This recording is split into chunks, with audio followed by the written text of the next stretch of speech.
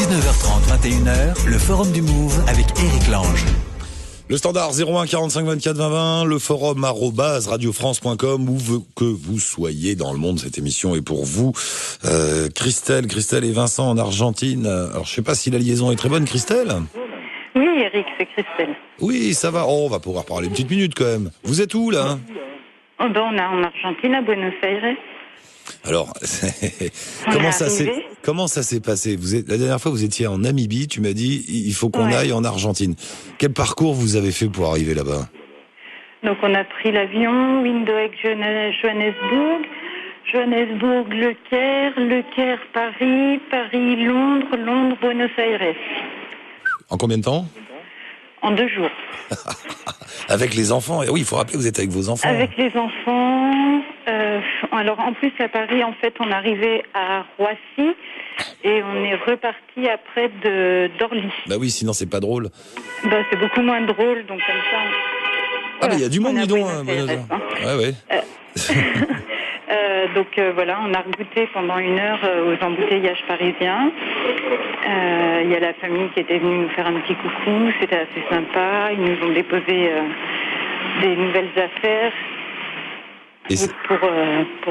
Mais ça va, au niveau des décalages horaires, des choses comme ça doit être complètement perturbant, non, de passer 2 jours comme ça dans les avions. Le décalage horaire a été moins compliqué que la fatigue, en fait, parce que passer 2 nuits dans des avions, c'est pas vraiment possible de dormir correctement. Ouais. Donc on était un peu claqués, on avait une chambre pour la première nuit, et en fait après on n'avait plus de chambre, donc il a fallu tout de suite passer une journée complète et puis la moitié d'une autre journée pour chercher une autre solution d'hébergement. Et puis là, voilà, on est dans un hôtel. Voilà. Et alors, tes premières impressions sur Buenos Aires? On m'a toujours dit que c'était une ville qui faisait très, très européenne. Exactement. Ouais. C'est une capitale qui fait très, très européenne. On a des quartiers comme ça qui ressemblent un peu à Paris ou c'est pas très dépaysant, mais par contre une ambiance vraiment super sympa, quoi, assez festive, culturelle. On sent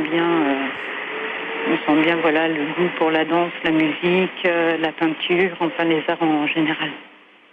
Et là, donc je rappelle, votre projet, c'est aussi de visiter des écoles, c'est ça, hein? Allô? Oui. Ouais. Oui. Et là, vous allez repartir comment? Parce que vous étiez en voiture en Afrique.